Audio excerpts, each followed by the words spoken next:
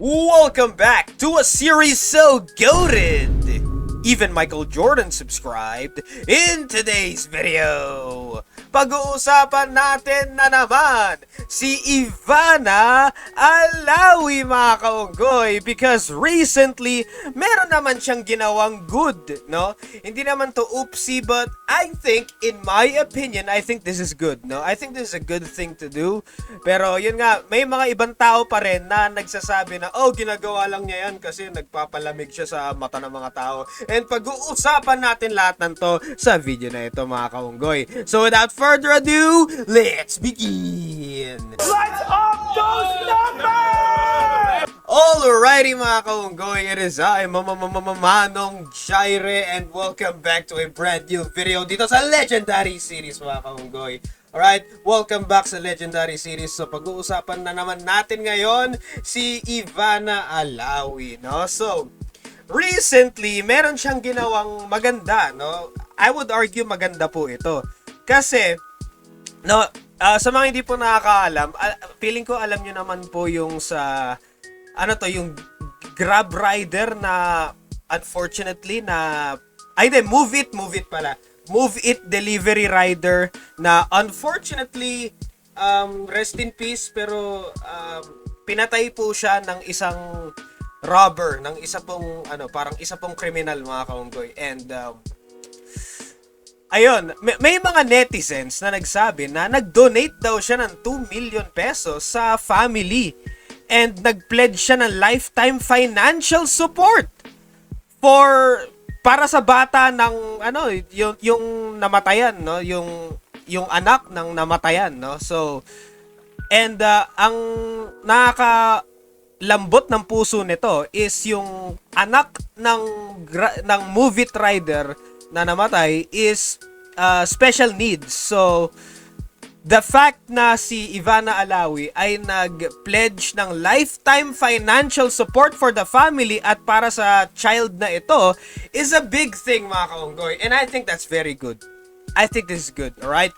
I think maganda po itong ginawa niya, no?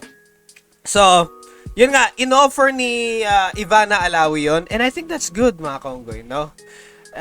It's very positive. Yun nga lang, may mga ibang tao na nagsasabi, oh, ginagawa niya lang to kasi nung huli, may ginawa siyang oopsie kasi nagpa-giveaway siya ng iPhone, pero may online gambling links. Hindi naman siya technically yung link na magre-register, yung link lang naman na alam mo, i-follow nyo lang, no? I-follow nyo lang yung page, and a lot of people think na, oh, okay lang na mag-follow lang sa page, wala naman mangyayari. Yun nga lang, pag nag-follow ka sa page na yon, yung algorithm ni Facebook, makikita ni Facebook na, okay, nag-follow siya sa gantong klaseng page. Sige, let's feed this algorithm ng mga iba pang mga online gambling, no? So eventually, araw-araw nagsascroll ka sa Facebook and nakikita nyo tong mga online gambling na ads, mga kaunggoy. Makikita nyo talaga yan sa feed nyo, sa algorithm nyo, kasi naka-follow kayo, no? So pag natsyempohan kayo ng, halimbawa, may araw kayo, nagipit kayo, or feeling nyo kailangan nyo ng extra money kasi nga ang hirap ng buhay ngayon, di ba? Like, sobrang hirap ng buhay ngayon. Magkano yung gas, magkano yung putang inang Meralco, magkano lahat ng bilihin, yung karne, bigas, lahat ang mahal ngayon, mga kaunggoy. Grabe yung fucking inflation ngayon. Pero, ayun nga, with all that being said, like, let's say, gipit na gipit kayo, namomroblema kayo, tapos makakita kayo ng ad ng, oh, win 100 million pesos if you bet on this shit. So, makikita nyo yon, yung ibang tao, hindi ganun kalakas, no? Yung ibang tao, hindi ganun kalakas, mafo-fall sila sa ad na yon. Mafo-fall sila dun sa parang bait, no? Mabe-bait talaga sila ng mga ads na yon. And because of that, susugal sila, magta-top up sila and all that shit, and mas lalong maapektuhan yung buhay nila for the worse, mga kaunggoy, no? So yun lang ang problema. Like, yes, it's very lang naman, ifo-follow mo lang naman, pero when you think about it, yung algorithm kasi maguguluhan yung utak nila, no? Maguguluhan yung utak nila dahil sa lalabas sa algorithm ng Facebook feed nila, mga kaunggoy. So, ayun lang. And here's the thing, no? May mga iba ring mga netizens na nagsabi na kine-question nila na yung promo ba is part ng DTI permits? May DTI permits ba yung promo na yon? Yung promotion na yon? So may mga ibang tao na nagsasabi nun, oh, wala yung DTI permit number, blah, blah, blah, blah, blah.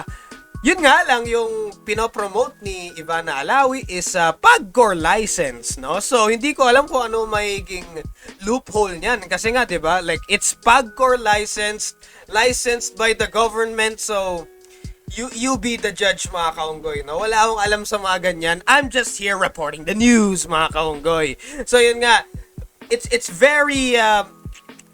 balik tayo sa gambling shit, no, mga kaunggoy. So, isipin nyo, yun nga, naghihirap kayo financially, tapos nakakita kayo ng ad, tapos eventually baka ma-hook kayo na, ayun nga, magsisimula kayo sa pagtaya ng 100, tapos 200, tapos eventually mahuhook kayo sa sugal, tapos mauubos yung ari-arian nyo, mauubos yung pera ninyo, top up nyo sa mga gambling shit. So, mauubos talaga pera, mauubos yung laman ng GCash and all this shit, and that's very unfortunate, mga kaunggoy, and that's very sad. So, yun yung kailangan, like, we have to, kailangan natin ng matinding self-control sa mga ngayon, no? Kasi ang daming ang pang-hook, ang daming ang pang-bait, no, mga kaunggoy. So, yun nga yung 100 iPhone giveaway, kailangan nga mag-follow. So, ayun yun, mga kaunggoy. Alam naman natin yung 100 iPhone giveaway ni Ivana Alawi, mga kaunggoy, no? So, ginawa daw ni Ivana Alawi yon para makatulong daw, no? Para makatulong daw sa mga tao. When you think about it, I mean, hindi ko alam kung paano matutulungan ng isang iPhone 17 para sa mga poorest of the poor. Hindi ko alam kung paano mangyayari yun, no? Like, how is an iPhone 17 gonna help a poorest of the poor kind of family, mga kaunggoy? I can't wrap my head around this. Iisipin nila, oh, ibebenta namin. Yun nga lang, like, sinong bibili? Kasi, yun nga, mahal nga ang iPhone 17, mahirap ibenta yan, and all this shit, mga kaunggoy. Why would they buy a second hand kung pwede naman sila bumili directly sa mismong iPhone store, di ba, mga kaunggoy? When you think about that shit, right? So, ayun nga, medyo, this is an entire slippery slope talaga to. Like, very slippery slope talaga to. And, nagtataka ako, alam ko na mention ko to sa video na ito, sa past video ko, kasi may nag-mention na, dinilit daw ni Ivana Alawi yung link kung saan mag-follow, mga kaunggoy, no? So, I think that's very interesting. And may mga ibang nakanotice nun, and ayun, buti na mention ko yun sa previous video ko, mga kaunggoy.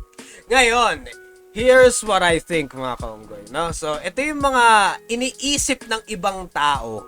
Iniisip to ng ibang tao about kay Ivana Alawi na kesyo ginagamit lang daw nila ang mga ibang tragedy, tapos tutulong sila sa tragedy para mapagtakpan yung oopsie nila, mga kaunggoy.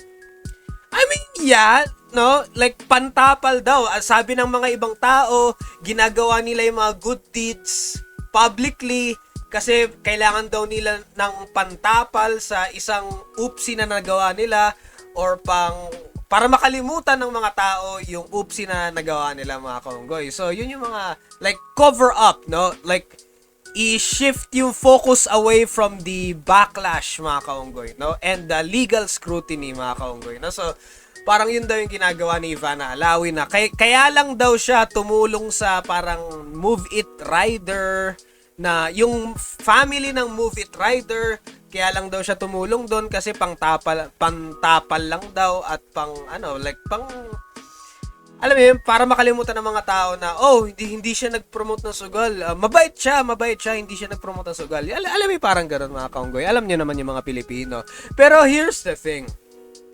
Whether this be pantapal or whatever the fuck you wanna call it, the fact that she is helping in a big way sa family na yon, mga kaunggoy, I think, naka-video man yan o hindi, I think it's a good thing, mga kaunggoy. Kesa naman yung hindi siya tumulong, di ba? Like, the fact na bibigyan niya ng 2 million pesos financial aid ang family ng namatay na rider and ongoing financial support para sa anak ng rider, no, the fact na nangyari na tutulong siya ng ganun kalaki, malaking tulong yun, sobrang laking tulong yun.